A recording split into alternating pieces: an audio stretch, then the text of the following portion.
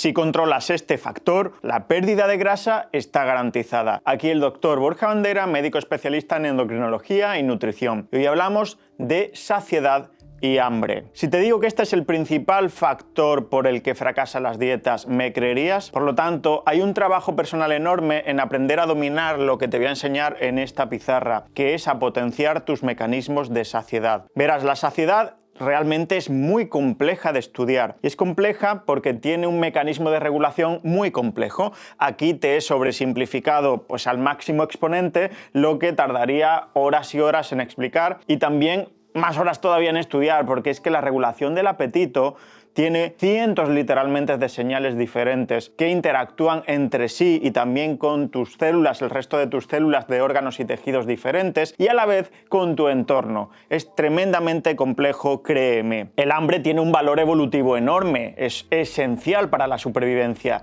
Piénsalo, sin hambre no estaríamos aquí como especie. Y además tiene un componente hedónico muy potente, al igual que el sexo nos genera placer, y esto también tiene una razón de ser a la vista del paradigma evolutivo. Evidentemente es placentero y este componente hedónico es lo que nos hace perseguir la comida, el sexo y otros estímulos. Pero primero vamos a definir algunos conceptos. ¿De qué estamos hablando? ¿Qué es el hambre? El hambre es la sensación subjetiva que nos impulsa a la búsqueda de alimentos, a la búsqueda de energía, y refleja precisamente eso, una necesidad biológica de energía. Muy sencillo, es una sensación subjetiva y que percibimos pues de diferentes formas: fatiga, cansancio, fatiga mental, diferentes percepciones corporales, movimiento peristáltico del sistema digestivo, etcétera, etcétera. Todos hemos tenido hambre alguna vez. Bien, ¿qué es la saciación? No la saciedad, la saciación. La saciación es la sensación de plenitud que se desarrolla durante el transcurso de una comida, ¿vale? Intracomida. De hecho, también se le llama saciedad intraprandial. Es decir, empiezo a comer, me voy llenando, voy teniendo cada vez más plenitud hasta que estoy saciado en esa comida. Eso es saciación. Y la saciación viene porque hay un fenómeno de distensión gástrica. El estómago, que es como una bolsa de paredes musculares, se va distendiendo y esto activa unos mecanorreceptores que dan señales al cerebro y nos manda sensación de saciedad. Pero también la producción de ciertos péptidos, pequeñas hormonas a nivel digestivo como GLP-1, colecistoquinina o péptido II, que también generan saciedad de forma aguda. Y esto es saciación. Repito, a esto le llamamos saciación, diferente al concepto de saciedad. La saciedad es el mantenimiento, la persistencia tras finalizar la comida de esa sensación de plenitud. Por lo tanto, también se le llama saciedad interprandial, entre comidas, y que dura lo que dura.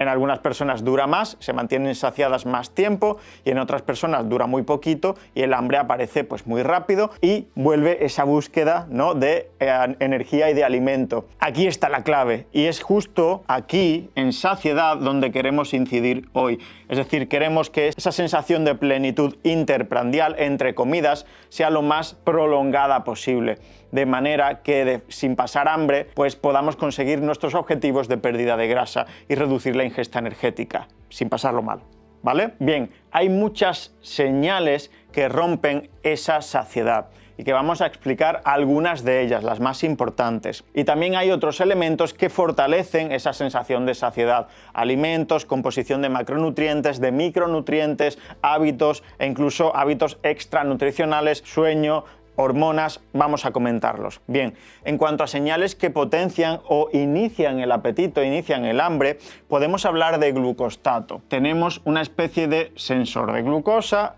que cuando caen los niveles de glucemia por debajo de un nivel, por debajo del límite inferior de la normalidad, sentimos hambre. Pero no solo cuando tenemos una ligera hipoglucemia o la glucosa en el límite inferior del rango de normalidad. También cuando esta glucemia cae de forma abrupta, es decir, cuando disminuye los niveles de forma rápida. Esta es una situación muy común cuando consumimos pues, muchos azúcares simples y carbohidratos refinados. Tenemos un pico de glucosa, segregamos gran cantidad de insulina y esa insulina reduce rápidamente la glucemia y en esa caída, ¿no?, en esa caída de glucemia es cuando sentimos apetito. También la disminución de ácidos grasos libres en sangre puede generar apetito. El aumento de la grelina en ayunas, que es una hormona que se produce en el estómago y que genera también más hambre. El vaciado gástrico, vamos a hablar mucho de vaciado gástrico. El intestino como bolsa muscular que acoge los alimentos para su digestión inicial, cuando está lleno genera sensación de saciedad, pero por el contrario, esto se conoce menos, cuando se vacía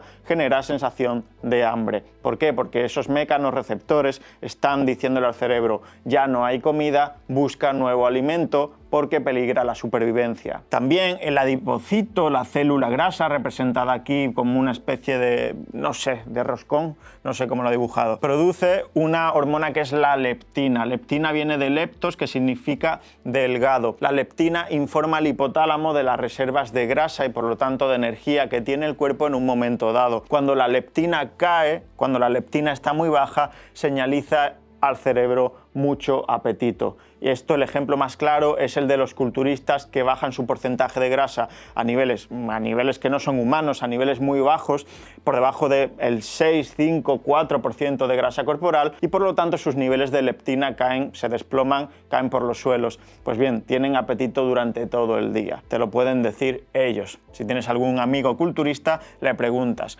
La leptina tiene gran parte de la responsabilidad. Y estos son solo algunos de los factores que inician el apetito. Ya te digo que te lo estoy simplificando muchísimo. ¿Qué hay que hacer para prolongar la saciedad? Pues actuar sobre estos factores. Ahora vamos a ver hasta 7 formas de actuar sobre esos factores para prolongar la saciedad todo lo posible en el tiempo. El primero, elige los alimentos más saciantes. Es de cajón, ¿no? Hay alimentos que son más saciantes y hay alimentos que son menos saciantes. Factores que contribuyen a que un alimento sea saciante son la palatabilidad, el volumen que ocupa, el porcentaje de agua que tiene ese alimento, el contenido en macronutrientes, en proteína, en grasa o en carbohidratos, ahora hablaremos mucho de esto, el contenido en sal, el contenido en otros aditivos, un montón de factores, el contenido en fibra, muchísimos factores que redundan en que un alimento sea más saciante, es decir, que contribuya en mayor medida a tu saciedad, o menos saciante. Pues bien, un grupo de investigadores hace ya más de 2 décadas pues se propusieron el establecer una métrica que nos pudiera decir de forma científica y más o menos objetiva si un alimento es más o menos saciante que otro. A esto se le llama índice de saciedad. ¿Cómo se calcula el índice de saciedad? Pues estos investigadores dijeron, a ver, vamos a poner un alimento referencia, en este caso el pan blanco, venga, un alimento que genera poca saciedad. El pan blanco como referencia aportaría un índice de saciedad del 100%. Todo aquello que quede por encima de ese 100% es más saciante que el pan blanco. Todo aquello que quede por debajo es todavía menos saciante que el pan blanco. ¿De acuerdo? Entonces dieron a participantes porciones isoenergéticas de 240 calorías de diferentes alimentos y a las 2 horas preguntaron, oye, ¿cómo te sientes de saciado? Del 1 al 10, con diferentes escalas. ¿Estás más saciado? ¿Estás menos saciado respecto al pan blanco? Así se creó el índice de saciedad. Pero lo bueno es que tenemos un listado de los 5 alimentos más saciantes del mundo a la vista de este índice de saciedad. Siendo el primero, y te va a sorprender, bueno, vamos a empezar por el final. El 5.º puesto y el 4.º se lo llevan pues 2 frutas comunes, que es la manzana y la naranja. Evidentemente comidas enteras, no en zumos, no en jugos. Tienen un índice de saciedad del 197% y del 202% respectivamente. En tercer lugar, también un alimento pues muy habitual y muy popular dentro del mundo fitness, dentro del mundo de la pérdida de grasa, que es la avena. La avena tiene gran cantidad de fibra soluble que también voluminiza mucho y genera mucha saciedad. Es un carbohidrato que en dietas de pérdida de grasa tiene mucho sentido. Y ahora vienen el segundo y el primer puesto. El segundo puesto, curioso, era para la lubina. Yo al menos no identificaba el pescado blanco como especialmente saciante por algún motivo en especial. Pues sí, es muy saciante. De hecho, tiene un índice de saciedad, la lubina en este caso, del 225%, muy superior al pan blanco, evidentemente. Y, en primer lugar, la reina de la saciedad. Y la reina de la saciedad, para sorpresa de muchos, es la patata. Pero no la patata frita, no la patata frita que te comes con la hamburguesa, no. La patata cocida, y en este caso fría o dejada enfriar. La patata cocida y la patata cocida fría es el alimento registrado que genera mayor saciedad en el ser humano. Esto no quiere decir que solo ahora tengas que comer patata fría, pero bueno, tenlo en cuenta. Patata cocida. ¿vale? ¿Por qué dejarla enfriar? Pues ya sabéis que esto genera una pequeñita cantidad de almidón resistente, almidón no digerible que es fermentable por la microbiota y que tiene beneficios en cuanto a saciedad y salud digestiva, salud metabólica y otros beneficios que no competen al vídeo de hoy. Por lo tanto, elige los alimentos adecuados que no solo redundan en alimentos de baja densidad energética y alta densidad nutricional. Sí, eso está genial, pero también otras características que al final hacen que un alimento sea más saciante o menos. Tercer punto también, y lo he añadido porque se conoce menos realmente. Regula el consumo de sal, regula el consumo de sodio y por lo tanto regula el consumo de sal. Tanto un consumo muy bajo de sal como un consumo muy elevado puede llevarnos a comer más y a estar menos saciados. Los mecanismos que hay detrás de esta relación se están empezando a conocer, son muy interesantes, pero el concepto con el que te tienes que quedar es que dietas muy altas en sal, que suelen equivaler a dietas muy ultraprocesadas, te hacen comer más, te hacen estar menos saciado. Parece que detrás hay pues estos factores que te voy a explicar. Un alto consumo de sal favorece la resistencia a la leptina y los investigadores están intentando ponerse de acuerdo en por qué ocurre esto. Parece que el hígado, con un sobreconsumo de sal por encima de las recomendaciones oficiales de forma crónica y sostenida, pues en este contexto el hígado produce más fructosa endógena, convierte más glucosa en fructosa y esa sobreproducción endógena de fructosa genera resistencia a la leptina. Si recuerdas, la leptina señalizaba en el hipotálamo, que es donde está el centro del apetito, que no lo he dicho, en esta región del cerebro, señalizaba al hipotálamo reservas de energía, bien, por lo tanto saciedad. De manera que cuando hay una resistencia a la leptina no se da esa señal y se tiene apetito a todas horas. Realmente esto es lo que pasa en la obesidad. En la obesidad hay leptina, de hecho hay más leptina de lo normal, pero hay una resistencia a la leptina, no se dan bien las señales de saciedad hacia el cerebro. Pues bien, esto puede ocurrir también en una dieta muy alta en sal, pero no solo eso, también aumenta la grelina en ayunas, ya sabéis, a más grelina producida por el estómago, más apetito, más hambre. Disminuye el famoso GLP-1, el GLP-1 sonará pues, por los análogos, cuando hablamos de análogos es una molécula igual a los análogos del receptor de GLP-1, que son estos nuevos fármacos, que hemos hablado 1000 veces de ellos, y que generan tanta saciedad precisamente porque imitan el GLP-1, ¿vale? Pues bien, el GLP-1 que se produce de forma natural en tu sistema digestivo, en las células L, en el intestino delgado, se reduce cuando sobreconsumimos sal. Pero evidentemente ya todo el mundo sabe que la sal da sabor, ¿no? De hecho, por eso la utilizamos. Pues un exceso de sal genera hiperpalatabilidad en los alimentos, o al menos más palatabilidad, es decir, la comida nos sabe mejor. Todo el mundo ha dicho eso alguna vez de esto no sabe a nada, pásame la sal. La comida sabe mejor y cuando la comida sabe mejor, comemos más, nos saciamos menos. También genera menor saciedad inducida por grasas. Esto es simplemente una hipótesis, pero es muy interesante. Parece que un exceso de sal dificulta que sintamos saciedad por grasas, es decir, reduce la saciedad percibida o inducida por grasas. De manera que una dieta muy grasa y muy salada sería una combinación bomba para reducir la sensación de saciedad y hacer un sobreconsumo energético. Bien, también evidentemente la sal pues aumenta la osmolalidad plasmática, estimula osmorreceptores y estimula osmorreceptores en el hipotálamo y nos da sensación de ¿qué? De sed. Y lo normal es que bebamos agua para calmar esa sed, pero también existe la posibilidad de que bebamos otras cosas, de que bebamos bebidas calóricas, ¿de acuerdo? Y hay mucha gente pues, que hace un sobreconsumo de bebidas calóricas por esa sed derivada de un exceso de sal en la dieta. Y por último, la sal también es capaz de inducir una disbiosis inducida por sal, alterando el ratio entre ciertos grupos de bacterias como las firmicutes y las bacteroidetes, elevando firmicutes, reduciendo bacteroidetes, un ratio alterado que se ha relacionado con obesidad. Así que, ya sabes, un exceso de sal te va a llevar a estar menos saciado. Tercer punto, haz una precarga ¿de qué? De agua. Una precarga de agua suena como muy científico, pero no es más que beber agua antes de las comidas. Esto tiene su razón de ser. Beber de 300 a 500 mililitros de agua 30 minutos antes de comer genera mayor distensión gástrica y genera saciedad. De hecho, esto se ha estudiado, además es muy fácil de estudiar. Unos beben agua y otros no beben agua antes de comer. Y se ha estudiado en este estudio realizado en pacientes con obesidad que seguían una dieta hipocalórica durante 12 semanas y a uno se le dio medio litro de agua antes de comer y a otro grupo no se le dio nada. Pues bien, los que sin hacer nada más consumieron medio litro de agua antes de las comidas, consiguieron perder 2 kilos más de peso en comparación al grupo placebo que no recibió nada. Así que es una forma muy sencilla, muy básica de, sin añadir calorías, aumentar la saciedad de la siguiente comida y además hidratarte de paso. Y vamos con el cuarto punto.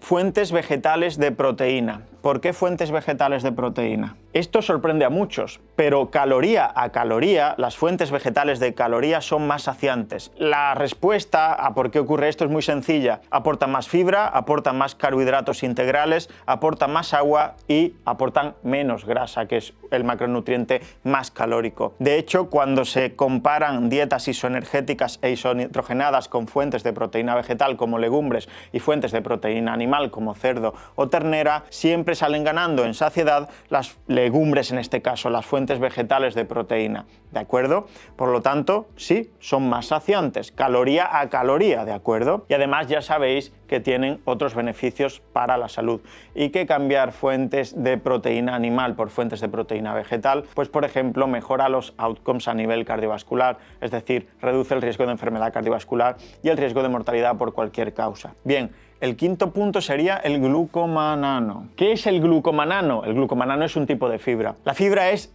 clave en este tema de la saciedad. De hecho, añadir 14 gramos extra de fibra reduce en un 10% la energía aportada por la dieta en los estudios. Bien, una combinación de fibra soluble e insoluble es lo ideal, pero hay ciertos tipos de fibra como el glucomanano que son especialmente interesantes para añadir saciedad a tu dieta sin añadir calorías. Bien, el glucomanano es una fibra soluble que procede de la raíz del konjac, que es una planta del sudeste asiático que se lleva utilizando mucho tiempo, pero que tiene una característica, y esta característica es que expande su volumen en contacto con el agua formando gel hasta en 50-100 veces su peso inicial. Es decir, tiene un efecto esponja brutal, se hincha de agua, se voluminiza y forma un gel muy viscoso que en el sistema digestivo ocupa espacio y genera saciedad. ¿Vale? ¿Por qué genera saciedad? Pues porque aumenta el volumen sin aumentar las calorías, porque ralentiza el vaciado gástrico, ya he explicado antes que era súper importante, porque mediante su fermentación produce ácidos grasos de cadena corta como el butirato, que a su vez aumentan el GLP-1, que he explicado por aquí, porque reducen el índice glucémico y la insulinemia, ¿de acuerdo?, de los carbohidratos que consumes. O sea, esto es muy muy importante. También mejora la microbiota, que a su vez pues producirá una mejor microbiota, más ácidos grasos de cadena corta y más GLP-1, y también desplaza alimentos con mayor densidad calórica. Por lo tanto, incluir glucomanano es una estrategia muy interesante. Y de hecho tengo aquí una sorpresa que darte. Un nuevo suplemento que saca Fullgas, que se llama Sacia Pro y que incluye 4 ingredientes, entre los que se encuentra el glucomanano, dirigidos a prolongar tu saciedad, a incrementar tu saciedad todo lo posible y por lo tanto a facilitarte esa pérdida de grasa si lo necesitas o si quieres perder grasa. Los 4 ingredientes son el glucomanano. La fenilcapsaicina es un análogo de la capsaicina, que es el compuesto activo en el picante, el que da la pungencia al picante. Pues bien, esto también genera saciedad. Calcio, y el otro es la pesinefrina, del extracto de naranja amarga, que también favorece la pérdida de grasa. Sacia Pro está funcionando muy bien. Si lo has probado o lo estás probando, te pido que dejes un comentario con tu experiencia, con lo que quieras comentar sobre tus sensaciones subjetivas, y lo tenéis ya disponible. Ya sabes que con el código EMPODERA pues tienes un 10% en este y cualquier suplemento que quieras probar de la web. Bien, después de explicarte Sacia Pro quedaría el sexto y el séptimo punto. El sexto es muy sencillo, respeta la jerarquía de saciedad de los macros. Hay una relación entre saciedad aportada y energía aportada que en cada macronutriente es diferente. La relación ideal es más saciedad aportada que energía aportada, ¿de acuerdo? Y la menos favorable sería menos saciedad aportada por caloría. Pues bien, aquí te sorprenderás porque la gente piensa, la población general muchas veces piensa que el macronutriente más saciante es la grasa. Pues bien, esto no es cierto caloría a caloría. Caloría a caloría, la proteína es el macronutriente más saciante, es el que tiene mejor relación entre saciedad y energía aportada. Digamos que compensa menos el aporte energético y sacia más. Así que la proteína sigue siendo la reina de la saciedad en cuanto a macronutrientes. Los carbohidratos integrales tienen una relación bastante equidistante, bastante equilibrada entre la energía que aportan y la saciedad que genera esa energía, ¿vale? Y la grasa aporta saciedad, sí, aporta bastante saciedad, pero ¿qué ocurre? Que es el macronutriente más energético. Un gramo de grasa, recuerda que tienes cerca de 10 calorías, mientras que un gramo de proteína y de carbohidratos integrales pues tiene 4 calorías. Por lo tanto, es más del doble. Así que caloría a caloría, la proteína sigue siendo el macronutriente más saciante. Esto no significa que tengas que atiborrarte de proteína como en las dietas PSMF, que básicamente son dietas que solo aportan proteína. Son dietas medicalizadas, son dietas clínicas que requieren una supervisión y que pues no puede hacer cualquiera o no debe hacer cualquiera, ¿vale? Pero se apalancan en este efecto saciante de la proteína y otros efectos para generar esa pérdida agresiva de grasa en personas que lo necesitan. Por lo tanto, un alimento rico en proteína y un alimento rico en carbohidratos integrales y en fibra sería un alimento muy saciante. Por suerte, la naturaleza ya nos ha dado ese alimento que se llaman legumbres. Así que sí, las legumbres deben estar en tu dieta si quieres perder grasa, porque son uno de los alimentos más saciantes que existen. Recuerda, jerarquía de saciedad de los macros. ¿Qué relación existe entre saciedad aportada y energía aportada? ¿Vale? Proteína 1, carbohidratos integrales 2, no refinados, por favor, y grasa, tercer punto.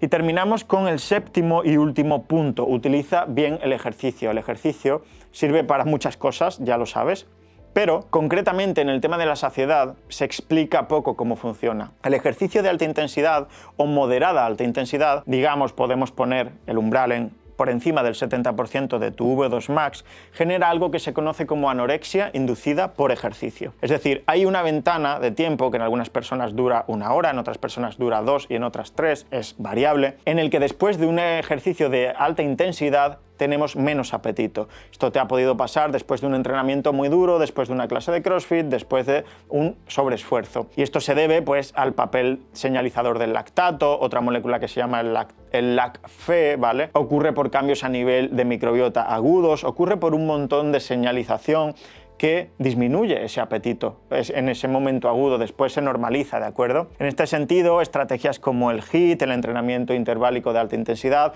o incluso el entrenamiento interválico con sprints son bastante interesantes si lo que quieres es reducir tu apetito en las horas posteriores. Pero es que el ejercicio, tanto de alta intensidad como de intensidad más moderada, a nivel crónico, también genera algo beneficioso en cuanto a saciedad, y es que te sensibiliza a todas esas señales de saciedad y plenitud que hemos mencionado. Porque uno de los problemas que existe en obesidad es que todo este sistema de señalización de la saciedad no funciona de forma adecuada. El ejercicio sana, cura de alguna forma esa señalización anómala, haciéndote más sensible y haciéndote naturalmente estar más en contacto con las señales de saciedad, con las señales de apetito y de saciedad. Por lo tanto, el timing perfecto sería, en este caso, quien pueda hacerlo antes de las comidas más copiosas, pues incluir los entrenamientos más intensos. No quiere decir que vayas a terminar de entrenar y a los 5 minutos ponerte a comer muchísimo, no. Pero utilizar esta anorexia inducida por el ejercicio de forma lógica, de forma razonable,